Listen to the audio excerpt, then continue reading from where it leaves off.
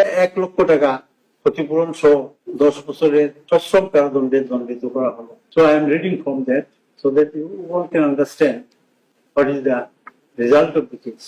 আসামি হাসানুল হক ইনু, পিতা মৃত AHM কামরুল হক, মাতা মৃত বেগম হাসনা হেনাকে তার বিরুদ্ধে গঠিত 3 নম্বর চার্জে সাক্ষী রাইসুল হক সহ অন্যান্য ভিকটিমদের গুরুতর আহত তথা নির্যাতন, টর্চার এবং রাজনৈতিক কারণে নিপীড়ন, পারসিকিউশন অন পলিটিক্যাল গ্রাউন্ডস করার অভিযোগে ইন্টারন্যাশনাল ক্রাইমস ট্রাইব্যুনাল অ্যাক্ট 1973 এর section 3 subsection 2 clause A clause G, section 4 subsection 1, section 4 subsection 2 and section 20 subsection 2 and 20A দ্বারা মতে 10 বছরের সশ্রম কারাদণ্ড এবং 6 নম্বর চার্জে কনস্পিরেসি, ইনস্টিগেশন এবং কমপ্লিসিটি, এটি দুষ্কর্মে সংযোগ ইন ক্রাইমস এগেইনস্ট হিউম্যানিটি এর দায়ে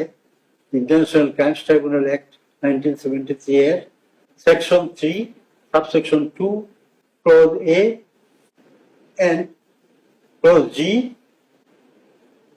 section 4 subsection 1 and section 4 subsection 2, section 20 subsection 2, section 20A দ্বারা মতে 1,00,000 টাকা ক্ষতিপূরণ সহ 10 বছরের সশ্রম কারাদণ্ড এবং 7 নম্বর চার্জে কনস্পিরেসি, ষড়যন্ত্র and agreement to commit crimes against humanity এর দায়ে ইন্টারন্যাশনাল ক্রাইমস ট্রাইব্যুনাল অ্যাক্ট 1973 এর section 3 subsection 2 clause A clause G, section 4 subsection 1, section 4 subsection 2, section 20 subsection 2, section 20A দ্বারা মতে 1,000 টাকা 1,00,000 টাকা ক্ষতিপূরণ সহ 10 বছরের সশ্রম কারাদণ্ডে দণ্ডিত করা হলো।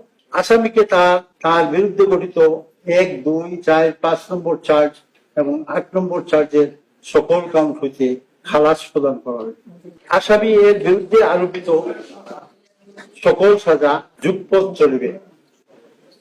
একটা জিনিস আপনাদেরকে একটু ক্লিয়ার করি, আপনারা দেখছেন যে 3টা কাউন্টে সাজা দেওয়া হয়েছে 10 বছর করে, তাহলে 330 হয়, কিন্তু না, এইটা সর্বশেষ যা বলা হয়েছে আসামির সাজাগুলা কনকারেন্টলি চলবে। তার মানে এই 10 বছরই আসলে সাজা হবে, শাস্তি হবে।